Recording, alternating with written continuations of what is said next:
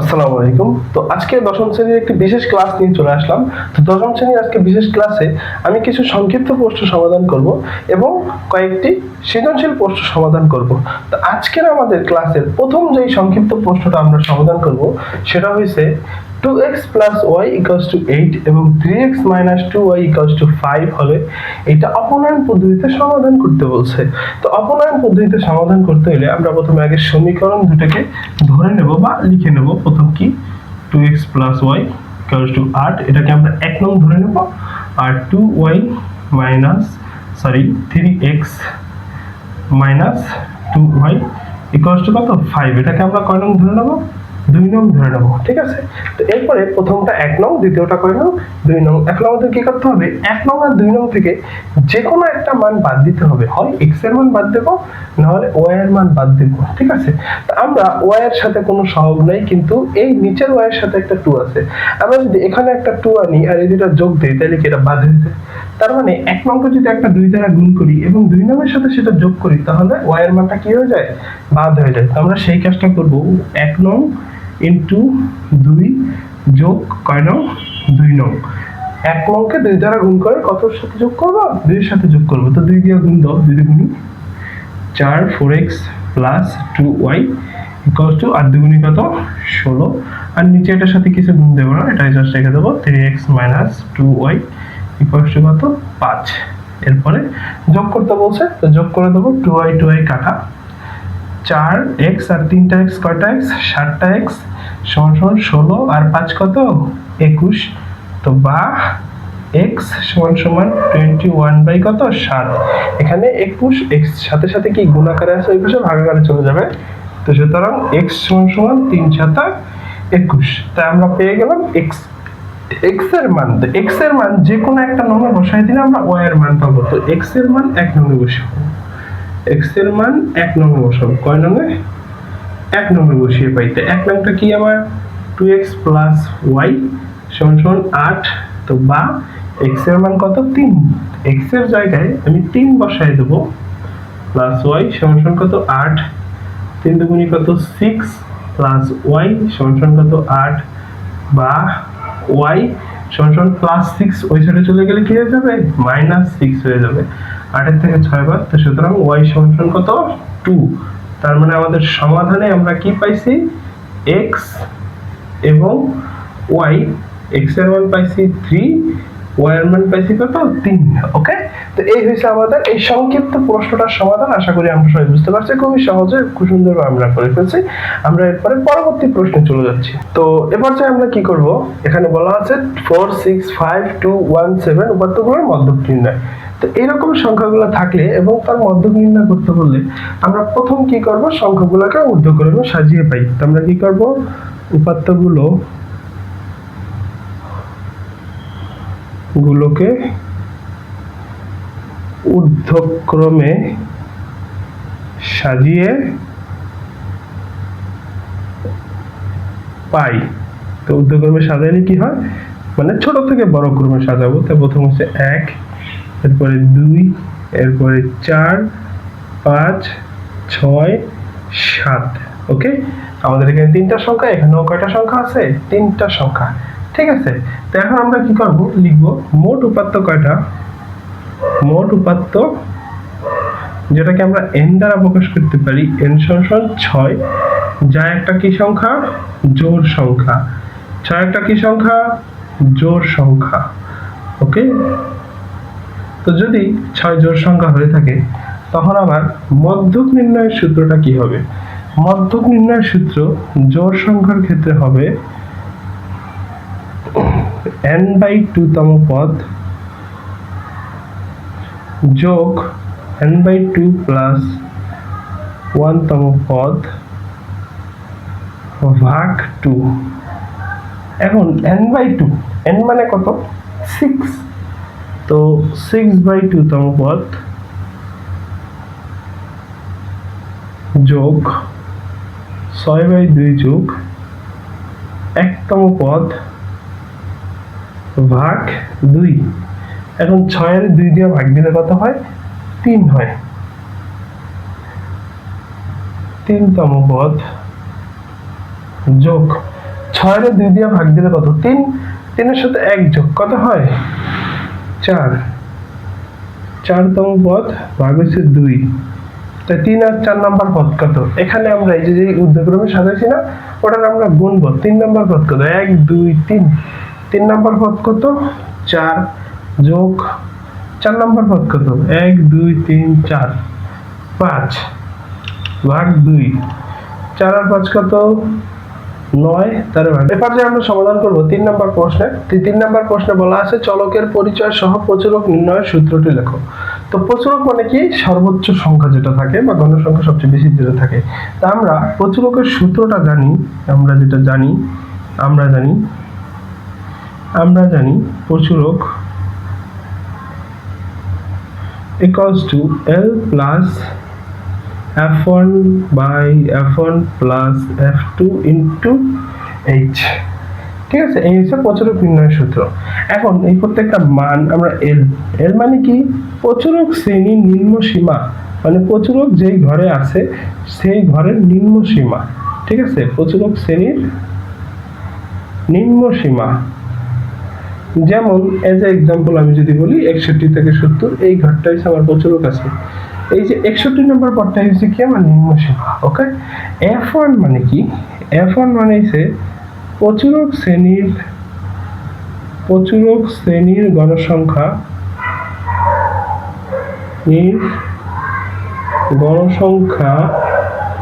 Minus পূর্ববর্তী শ্রেণীর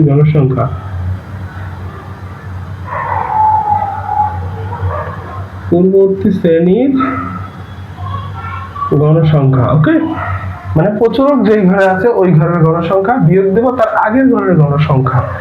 আর F2 means কি প্রচুরক শ্রেণীর গণসংখ্যা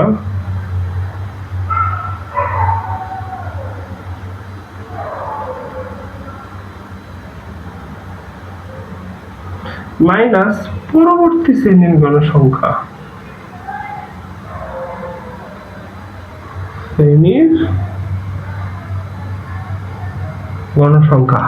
এটার মানে কি প্রচুরক শ্রেণীর গণসংখ্যা বিয়োগ তার পরের ঘরের গণসংখ্যা, মানে কি পরবর্তী সংখ্যা।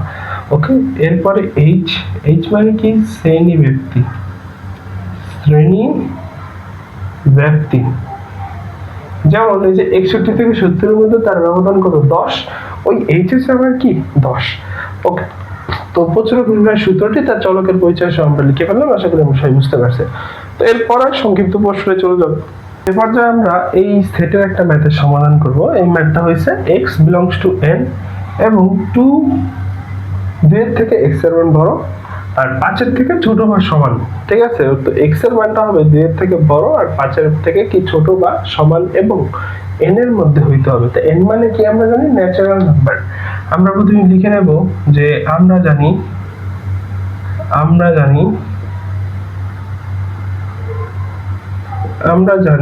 n সমান সমান 1 2 3 4 5 মানে কি n মানে কি শূন্য থেকে বড় সকল সংখ্যাকে কি বলে স্বাভাবিক সংখ্যা বা ন্যাচারাল নাম্বার বা n। ওকে, তো এই সেটটা, তো সেটটির উপাদান কি কি হবে, প্রথমে উপসেট বের করতে হলে আগে কি নির্ণয় করতে হবে, উপাদান নির্ণয় করতে হবে। তো এই সেটের উপাদান কি কি হবে, উপাদানটা বলছে কি যে সে কি 2 এর থেকে ছোট এবং 5 এর থেকে মানে 2 এর থেকে বড় আর 5 এর থেকে ছোট বা সমান। ঠিক আছে, তো আমরা লিখবো যে সেটটি হবে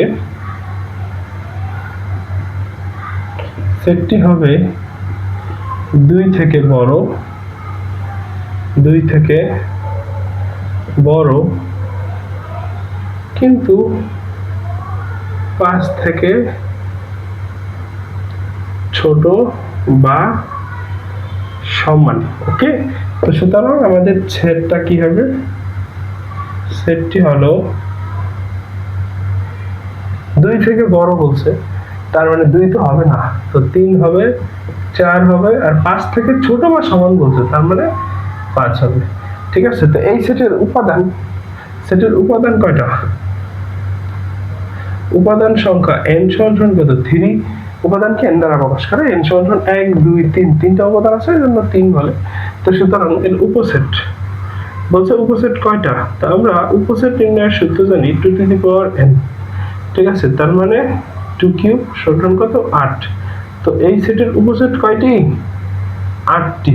ওকে, এই সেটের উপসেট কয়টি? 8টি। আমরা আশা করি সবাই এটা বুঝতে পারছি খুবই সহজে। তো এই প্রশ্নটা আমরা এখন সমাধান করব। এই প্রশ্নটা হয়েছে 2a + 2/a whole square equals two 12 হলে প্রমাণ করো যে a + 1/a সমান কি √3। তার মানে আমরা কি করব? প্রথমে লিখব দেওয়া আছে যেটা ওটা আমরা কি করব? লিখে নেব যে 2a + 2/a of whole square সমান কত? 12। এখন যেই কাজটা আমরা করব, এই যে ভিতর থেকে 2টাকে কমন নিয়ে নেব। 2টা কমন নিয়ে হলে ভিতরটা এই ব্র্যাকেটের বাইরে চলে আসবে। ঠিক আছে, তো একটা সেকেন্ড ব্র্যাকেট দিয়ে এই যে 2টাকে বাইরে নিয়ে আসলাম। ঠিক আছে, তো 2টা নিয়ে আসলে 2a থেকে যদি 2টা সরাই ফেলি তাহলে শুধু a থাকে, প্লাস এখান থেকেও তো 2টা সরাই ফেলছি, তারপরে শুধু কি 1 থাকে আর a থাকে, উপরে কিছু থাকে, একটা স্কয়ার থাকে, এখানে কত থাকে? 12 থাকে। ওকে, আমরা আশা করি এটা বুঝতে পারছি যে 2টাকে জাস্ট একটু আলাদা করলাম। এরপরে এই 2টাকে স্কয়ারের বাইরে নিয়ে আসবো, মানে স্কয়ারটাকে আলাদা করে দেবো। তো স্কয়ার 2 আলাদা করে দিলে এই স্কয়ারের জন্য এই 2টা কি হয়ে যাবে? 4 হয়ে যাবে। আর ভিতরে এইটা থাকবে 1/a, তার উপরে স্কয়ার থেকেই যাবে, আর কোনো চেঞ্জ হবে না। শুধু এই 2টা বাইরে আসার জন্য 2টা 4 হয়ে গেছে। এরপর এই 4টা এর সাথে গুণাকার আছে, ওই পাশে কি আকারে চলে যাবে? ভাগাকারে চলে যাবে। তো a + 1/a of whole square সমান 12 - 4 বা a + 1/a of whole square সমান 3। 12 কে 4 দিয়ে ভাগ দিলে কত হয়? 3। এবারে আমি কি করব? যে এই যে এই সাইডে স্কয়ার আছে না, এই সাইড স্কয়ারটা ওই সাইডে নিয়ে যাব। তো স্কয়ার এক সাইড থেকে ওই সাইডে নিলে কি হয়ে যায়? রুট হয়ে যায়। তো সুতরাং a + 1/a সমান কি? √3। এটাই আমাদের কি হচ্ছে? প্রুফড। ওকে, আশা করি আমরা সবাই এটা বুঝতে পারছি। আর কারো কোথাও বুঝতে সমস্যা হলে আমরা এটা কমেন্টে জানাবো। খুবই সহজ একটা ম্যাথ। ওকে, ধন্যবাদ। তো এবার যে আমরা একটা সৃজনশীল সমাধান করব। তো যে সৃজনশীলটি সমাধান করব, সৃজনশীলটি হলো কোন গুণোত্তর ধারার চতুর্থ পদ √2/3 এবং সপ্তম পদ 4/9√3 হলে ক নম্বর প্রশ্নে বলছে কি 125 + 25 + 5 প্লাস ... ধারাটির কোন পদ 1/2। তো আমরা দেখতেছি ধারাটা একটা গুণোত্তর ধারা। কেন? কারণ 125 এরপরে 5 এরপরে 5। তাই আমরা জানি 5 × 5 = 25, 5 × 25 কত? 125। তার মানে গুণ গুণ গুণ গুণ আকারে বাড়তেছে। তো আমরা কি করব? ক নম্বরে শুরু করব। ঠিক আছে, তো ক নম্বরে যদি শুরু করতে চাই, শুরু করার প্রথমে যেটা করতে হবে, লিখে নিতে হবে ধারাটি সমান কত? 125 যোগ 25 যোগ কত? 5 যোগ ... ওকে, তো এটা একটা কি ধারা? গুণোত্তর ধারা। সুতরাং এটি একটি, লিখে নেব, এটি একটি গুণোত্তর ধারা। কারণ গুণ করে বাড়তেছে, গুণোত্তর ধারা। ঠিক আছে, এখন বলছে ধারাটির কোন পদ হাফতম নির্ণয় করো। তার মানে n-তম পদ নির্ণয় করতে বলছে। তো গুণোত্তর ধারার n-তম পদের নির্ণয়ের সূত্র কি? n-তম পদ নির্ণয়ের সূত্র হচ্ছে a(r⁻n−1)। এইটা হচ্ছে আমার মানে গুণোত্তর ধারার n-তম পদ নির্ণয়ের সূত্র। তো বলছে কোন পদ হাফ, তার মানে n-তম পদ হবে হাফ। ঠিক আছে, তা আমরা প্রথমে এই ধারাটা লিখে নেব যে ধারাটির প্রথম পদ,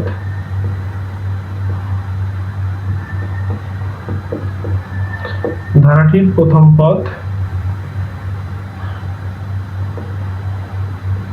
a x সমান কত? 125 সাধারণ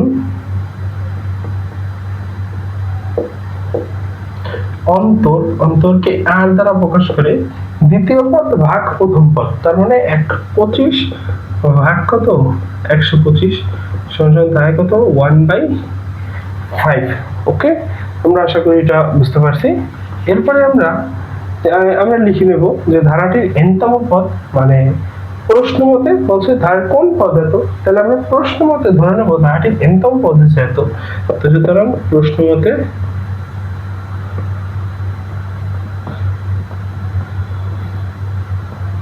ধারাটির n-তম পদ তো আমাদের এখানে একটু প্রবলেম হয়েছে। আমরা এখানে 1/2 পদ বলছিলাম, কিন্তু এখানে কত হবে? 1/125 হবে। ঠিক আছে, তো a(r⁻n−1) = 1/125 বা ar। এখন আমি যদি বলি এর মান কত? 125 কিন্তু r এর মান কত? 1/5 উপরে কত n-1, n কত থাকে 1/125 আছে, ঠিক আছে। আচ্ছা, তো এখন এই সাইডটাকে আমি কি করব, এই 125 কে এই সাইডে গুণাকারে নিয়ে যাব, তো থাকে কি 1/5 n-1 equals to 1 এখন এখানে 125 একটা আগেই ছিল অলরেডি, আরেকটা 125 গুণাকারে এই সাইডে চলে আসতেছে। তো 125 কে আমি লিখতে পারি 5 কিউব ইনটু, মানে 125 কে আমি ভাগ করে, মানে তিনটা 5 কে কিউব করলে কত 125 হয়। তো এই 125 কে আমি 5 কিউব লিখছি। আবার এই 125 এই সাইডে ভাগাকারে চলে যাওয়ার পরে ওইটাও তো এখানে ভাগাকারে চলে আসছে, তো ওইটাও কত হবে 5 কিউব হবে, ঠিক আছে। তো বা 1/5 পাওয়ার n-1 সমান 1 এখন এই দুটো একক যোগ করে দেব, যেহেতু গুণ আকারে আছে, তাই 3 যোগ 3 দুইটার জন্য একটা 5 থেকে দুটো যোগ করে দিলাম। এরপরে কত থাকে বা 1/5 n-1 এটা 5 হবে সমান 1/5 পাওয়ার 6। এরপরে আমরা যেটা করতে পারি 1/5 n-1 সমান এই পুরাটাকে একটা ব্র্যাকেটে নিতে পারি 1/5 6। এখন দেখো 1/5 আর 1/5 মিলে গেছে। এটা আমি কিভাবে করলাম, কারণ 1 এর উপর তুমি যতই পাওয়ার দাও ওইটার মান ওতেই থাকে, তো 6 বার পাওয়ার দিলে ওইটার মান এতই থাকে। তো 1/5 1/5 বাদ, শুধু থাকে n-1 সমান 6 বা n 1 ওই সাইডে চলে যাবে, 6 যোগ n, সুতরাং n সমান কত হয় 7 হয়। তো আমাদের ক নাম্বার যে প্রশ্নটা তার উত্তর কত 7। ওকে, তো আশা করি আমরা সবাই বুঝতে পারছি। আমরা যদি এটা আরো একবার একটু রিপিট করে দেখি বা মনোযোগ দিয়ে বুঝি, তাহলে আমরা অঙ্কটা খুব ভালোভাবে বুঝতে পারবো। ধন্যবাদ সবাইকে। তো এবার যে আমি আরেকটি সৃজনশীল প্রশ্ন সমাধান করব। তো এই সৃজনশীল প্রশ্নটা বলা আছে এবিসি সমকোণী ত্রিভুজ যার কোণ সি সমকোণ এবং এবি 29 সেন্টিমিটার বিসি 21 সেন্টিমিটার হলে কোণ এবিসি ইকুয়াল টু থিটা। ক নম্বরে বলছে বর্ণনা অনুযায়ী ত্রিভুজটি আঁকো। তো একদম সহজ, বলছে কোণ সিটা আবার সমকোণ হইতে হবে। তো একটা সমকোণী ত্রিভুজ আঁকবো, একটা সমকোণী ত্রিভুজ আঁকলাম যার এটা হচ্ছে আমার সমকোণ, তার মানে এটা হচ্ছে কি কোণ সি, ঠিক আছে। এটা ধরলাম এ, এটাকে ধরলাম বি। তো বলছে এবিসি মানে কি থিটা, এটা হচ্ছে আমার থিটা। এবি মানে কি 29, তো এটা মানে কত 29 সেন্টিমিটার। আর একটা কি বিসি, বিসি মানে কোনটা, এই যে নিচের এটা 21 সেমি, এটা বলে দিছে, ঠিক আছে। তো সুতরাং এই আমার চিত্রটা, তার চিত্রটা বর্ণনা লিখতে পারি যে চিত্রে এবিসি সমকোণী ত্রিভুজ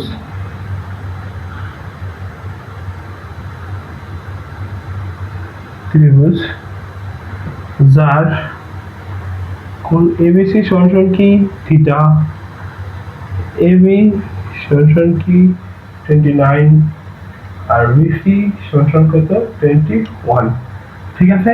ওকে, তো এই হচ্ছে আমার ক নাম্বার, ঠিক আছে। এরপরে খ নাম্বারে বলছি কি sin theta cos theta tan theta ও sec থিটা এর মান কত, মানে এই ত্রিকোণমিতিক অনুপাতগুলোর মান বের করতে বলছে, ঠিক আছে, এর মান। এখন এটার মান আমি যদি বের করি, আমরা ক নাম্বারটা আমাদের খুব দরকার আছে। ক নাম্বারে বলা আছে এবি বিসি আর এসি। তো sin মানে কি লম্ব বাই অতিভুজ, লম্ব বাই অতিভুজ, তার মানে কি আমার এই লম্বর মানটা দরকার, যেহেতু এইটা কোণের বিপরীত বাহু হয় লম্ব, এটা হচ্ছে আমার লম্ব, এটা হচ্ছে আমার কি অতিভুজ, ঠিক আছে। তার মানে আমার লম্বের মানটা দরকার আছে খ নম্বর অঙ্কটা করতে গেলে।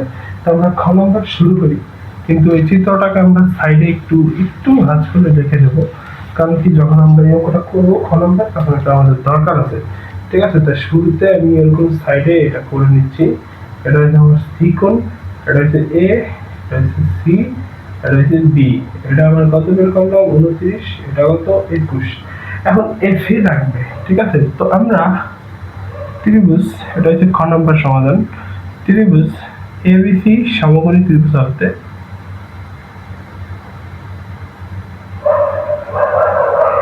ত্রিভুজের পিথাগোরাসের সূত্র অনুসারে, কার সূত্র অনুসারে, পিথাগোরাসের সূত্র অনুসারে পাই সারে পাই কি লম্ব স্কয়ার প্লাস ভূমি স্কয়ার সমান অতিভুজ স্কয়ার, তাই লম্ব যোগ ভূমি সমান অতিভুজ, ঠিক আছে। তার মানে AC square plus BC square equals to কি এবি স্কয়ার, এই দুটার বর্গ ওইটার যোগের সমান।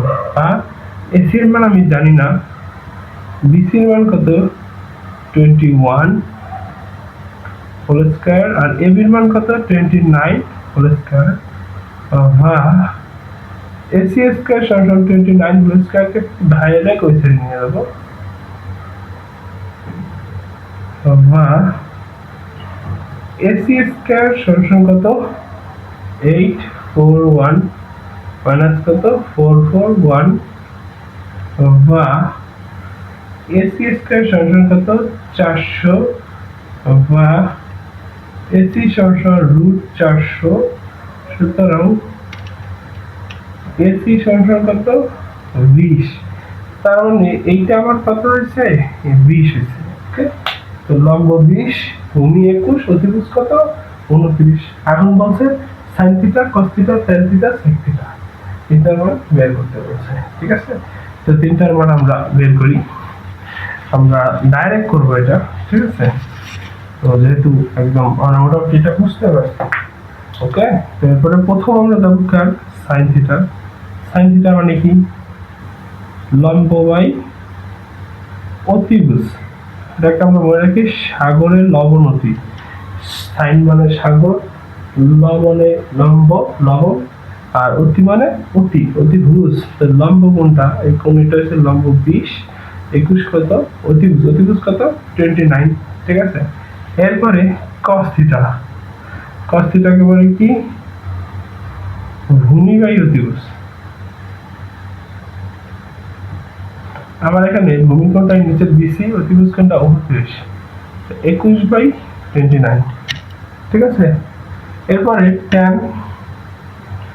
tan থিটা সমান লম্ব বাই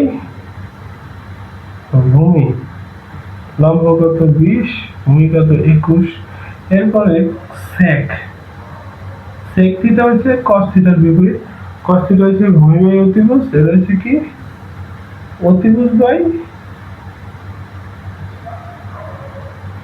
ভূমি ওকে তো এটার উল্টা মানে অতি উপরে 29 উপরে 21 টা নিচে 29/21 এই হিসাবে একটা গবেষণার ফলাদি এটা আমরা খুব মানে একদম খুব সুন্দরভাবে এটা আমরা সমাধান করতে আশা করি এটা বুঝতে পারছি কারো কোনো সমস্যা নাই ওকে তো আমরা এবারে গণনা করে চলে যাব তো প্রথম প্রশ্ন আছে cos মানে কি ভূমি বাই অতিভুজ তার মানে cos সমান কি 21 হোল স্কয়ার বাই 29 ওকে তো ভূমি বাই অতিভুজ এটা হচ্ছে cos এর সূত্র তার মানে 21/20 মাইনাস sin এর কত লম্ব বাই অতিভুজ তার মানে 20 square by 29 of whole square পুরাটা স্কয়ার মানে দুইটার স্কয়ার 21 এর স্কয়ার করলে কত থাকে 441 29 এর কত থাকে 841 মাইনাস 400841 ওকে এরপর এটা যদি লসাগু করি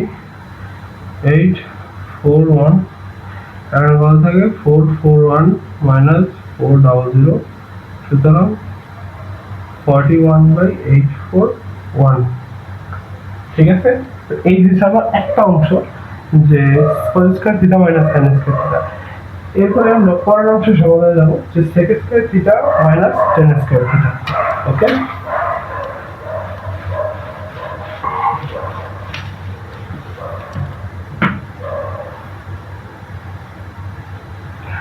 গতে কি বলছো sec square theta minus tan square theta direct এটা লিখে নেব যে sec square theta minus tan square theta sec এখানে কি মান খাইছে sec স্কয়ার থিটা তো